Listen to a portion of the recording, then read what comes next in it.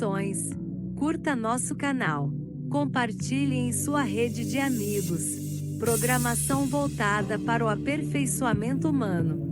Segunda-feira, 20 horas, estudo @Casa da Redenção no YouTube. Quintas, 20 horas e sábado, 15 horas, exposição doutrinária @Casa da Redenção no YouTube e presencial. Sábados, 9 horas às 12 horas, Bazar e Brechó Anália Franco, Rua Aurélia de Carli Andreasa, 1210, Cidade Nova.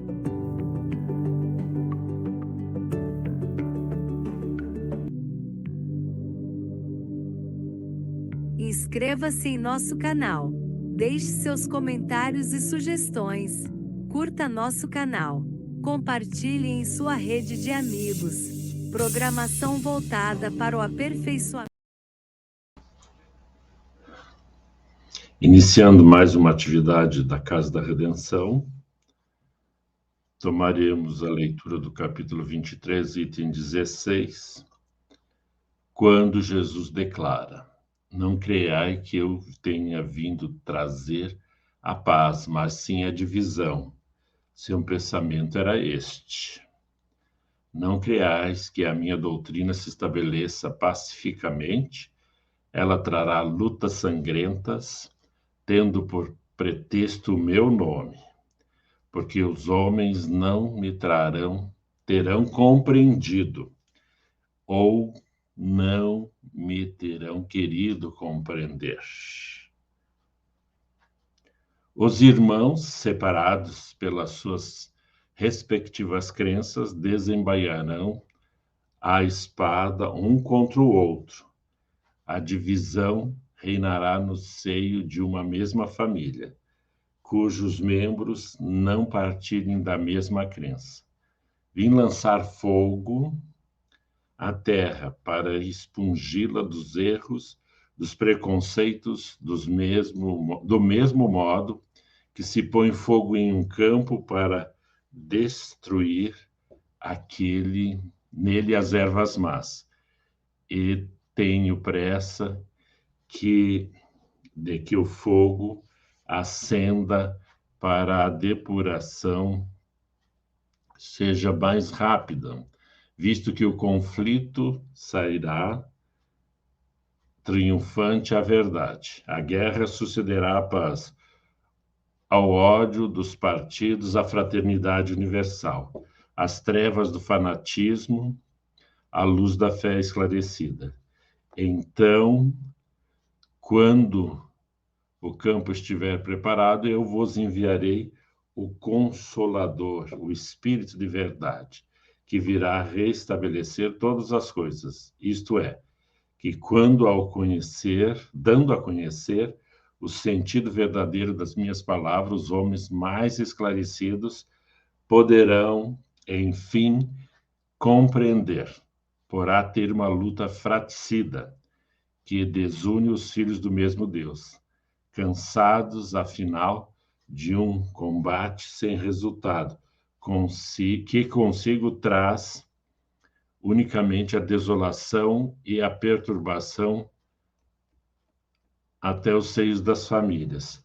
Reconhecerão os homens onde estão os seus verdadeiros interesses, com relação a este mundo e ao outro.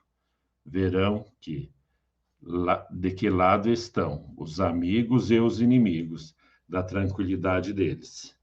Todos então, se porão sobre a mesma bandeira, a da fraternidade, e as coisas serão restabelecidas na terra de acordo com a verdade e os princípios que vos tenho ensinado. Este é um texto para as nossas reflexões, está no capítulo da Estranha Moral, aonde o nosso Mestre Senhor nos apresenta o que aconteceria com os seus ensinos no tecido humano da Terra. Nós agradecemos aos benfeitores que permitem que aprendamos com este texto, com a leitura, com o estudo à luz do Espiritismo, mas o que importa é deixar claro que este evangelho é de Jesus, é cósmico, veio para a humanidade. E nós agradecemos por este momento e iniciamos os nossos trabalhos. Em teu nome, que assim seja. E, se nós lemos a Estranha Moral, daí nós vamos trabalhar com a questão do Livro dos Médiuns, 226, item 9, qual o médium que se poderia qualificar de perfeito? Perfeito? Bem sabes que a perfeição não existe na Terra. Sem o que há, que não estaríeis nela. Dize, portanto, bom médio, e já é muito, pois que eles são raros. Médium perfeito seria aquele contra o qual os maus espíritos jamais ousassem uma tentativa de enganá-lo. O melhor é aquele que, simpatizando somente com os bons espíritos, tem sido menos enganado.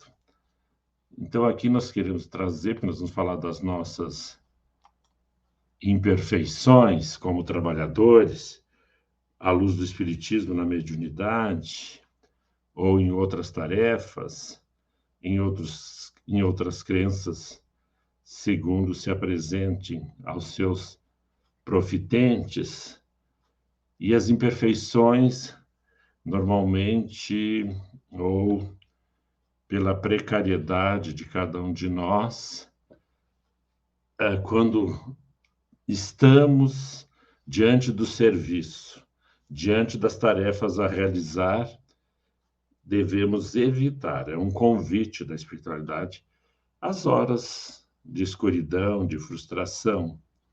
A gente deve evitar,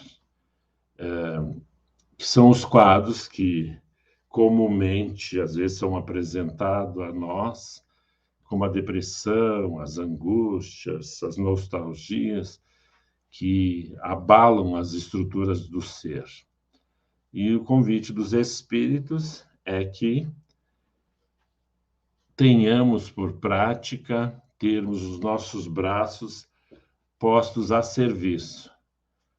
Se nós já o fazemos buscando a sustentação de nossa existência, pelo trabalho, pela manutenção do nosso corpo, do nosso entorno, das nossas estruturas, as quais edificamos e compartilhamos,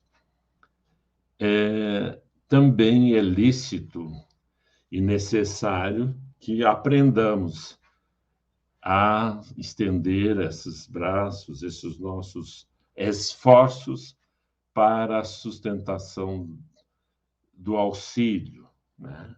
Da implementação do auxílio. Aqueles que necessitam, certamente. Às vezes nos apresentamos com afirmativas, né? Com rejeição aos convites que nos são oferecidos, nos colocando na condição de inabilitado. Daí relembro o texto lá do Livro dos Médiuns, em que os espíritos apresentam que médiuns perfeitos não há, trabalhador perfeito não há. Há os que se disponibilizam a estarem nas tarefas do cotidiano a serviço da humanidade, da estrutura familiar, da estrutura social onde estamos. Mas é fundamental que busquemos essa experienciação do servir, do voluntariado, como hoje é comum mencionar as ações de voluntariados em diversas áreas do conhecimento, em diversos recantos do nosso planeta, e essas ações vão estabelecendo confiança, vão estabelecendo a certeza de que estes gestos podem frutificar em bem-estar, em libertação daqueles que estão na penúria, na enfermidade, né? Às vezes nas desgraças do clima, da questão quando colapsa a estrutura, os terremotos, em que nós nos direcionamos naquele momento, nesse exercício. E para a realização dessas tarefas, então, se nós vamos experimentando esta confiança, a gente vai realizando essas pequenas obras, mesmo que nos elenquemos como não habilitados, não tendo a competência. Ora, as boas obras é que vão nos apresentar aquela luz, o direcionamento. Nós vamos encontrar um caminho para a nossa elevação pessoal e intransferível, porque é somente aquele que experimenta essas atividades é que pode mensurar o grau de felicidade. Às vezes não, sempre, né? No linguajar dos espíritas, somos espíritos devedores e até criamos por prática questionar, né, acerca daquilo que hoje sofremos, as nossas dificuldades, e elencamos que porque somos devedores, espíritos endividados. Não entendemos que são oportunidades de realização intransferível que a vida nos oferta. Então, a gente abandona a prática de espiritualidade, o culto à fraternidade, por entender que devemos muito. Mas todo devedor deve iniciar a tarefa da negociação, da organização. Se falamos das questões financeiras ou das questões da própria saúde, às vezes temos que reavaliar os hábitos alimentares para garantir uma qualidade de resultados nos exames aferidos e em questão visando a saúde e o bem-estar do corpo, para que o espírito que habita possa atuar com dignidade. E nesse chamado, os espíritos nos apresentam que é o encontro de todos nós com os nossos resgates desses débitos é no exercício da fraternidade, é na prática, é no culto, como eles nos apresentam. Às vezes, nós nos sentimos entediados, cansados, deprimidos e abandonamos as lutas edificantes.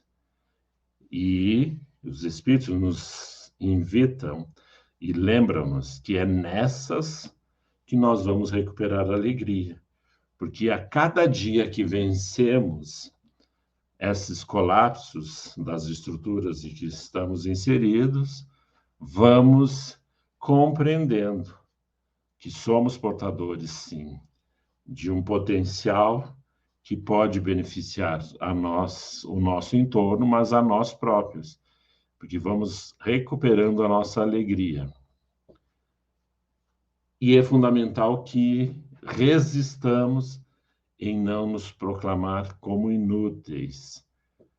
Às vezes ficamos lastimando porque não temos as virtudes, e isso é uma forma de fugir ao ensinamento, olvidando que se fôssemos já aprimorados consciencialmente, nós já não estaríamos reencarnados no nosso planeta querido, que chamamos de Terra. Ninguém recorreria, diz os Espíritos, a essa escola. E essa escola é para reorientar os nossos comportamentos e entendimentos. E eles ainda lembram que, às vezes, se uma louça, um vaso precisa de reparo, é mandado para o conserto. Os nossos veículos, idem, o móvel, né? Às vezes precisa ser recuperado para que tenha qualidade estética, para estar na ambiência de nosso lar. As roupas, quando manchadas, precisam o mesmo cuidado. Água pura, né? Os implementos que usamos para obter o resultado. A resultante desse esforço é recuperar o aspecto estético para que possamos usar com dignidade a roupa, o móvel, o veículo, né? O utensílio. E devemos entender que a sabedoria divina disponibiliza todos os recursos para atingir um único objetivo: a reabilitação de todos nós. E essa reabilitação nos dá com a possibilidade de auxílio aos outros. No trabalho, então, o que é a espiritualidade? A linha para nós outros, na presente existência. É o momento do despertar, é o remédio que necessitamos para atingir os nossos objetivos existenciais. Todos nós sabemos, à luz do Espiritismo, que ingressamos na vida material, reencarnamos com alguns propósitos já estabelecidos e que, na conta de exercermos algumas dessas atividades, em que a fraternidade é o grande móvel, vamos realinhando, vamos nos educando, nos autopromovendo, e o trabalho, então, no bem, é um remédio indispensável. É o antibiótico necessário para combater, né, a infestação bacteriana, microbiana, que se usa para limpar o organismo e garantir qualidade. E essas atividades no bem nos permite que saiamos edificados, né, realizados, e não em plenitude, como o texto lá do Livro dos Médiuns assinala. As nossas imperfeições vão conversando, nós vamos conversando com elas e galgando espaços de acordo com aquilo que nos disponibilizamos. Se nós estamos caídos, certamente surgirão aqueles que nos promoverão e que nos soerguerão, ou seja, nos levantarão da posição de dificuldade, no tempo hábil. E é fato. Se estamos angustiados, amargurados, o conforto está nessas atividades. Se erramos, nós temos que buscar a nossa corrigenda, vai se apresentar. Assim como o reconforto vem, no erro vem a corrigenda, nós vamos ter que ver quais são as possibilidades, os recursos que deveremos manejar para obter êxito. Se nós ignoramos, ou quando erramos, às vezes a gente não tem plena convicção, compreensão, será uma lição para que logo mais ali não tropecemos. Deus sabe de todos nós, encarnados e desencarnados, em serviço na Terra, somos espíritos imperfeitos. Estamos a caminho da perfeição, mas concedeu o trabalho no bem para que podamos desenvolver e sublimar segundo a nossa vontade, para que nossa vida se aperfeiçoe. O grande objetivo, né? Como o texto evangélico lá, que nós lemos no início, buscando harmonizar, onde Jesus demonstra que seus ensinos incendiariam as relações, as estruturas seriam abaladas, e ainda o são, porque há os falsos profetas, há os que ludibriam almas aflitas inexperientes, aos que promovem o bem-estar, a saúde espiritual de muitos, mas nós sabemos que grande parcela da humanidade ainda é vítima de alguns que se apresentam inábeis no sentido da estrutura de consciência adequada.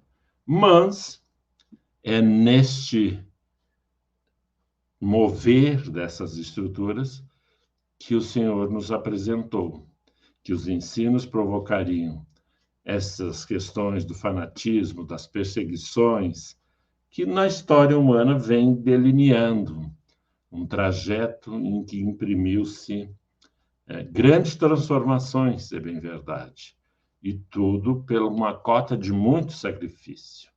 Então fica o convite a todos que redimensionemos as nossas práticas no exercício da potencialidade de sermos fraternos, de sermos solidários, a benefício próprio e da nossa comunidade.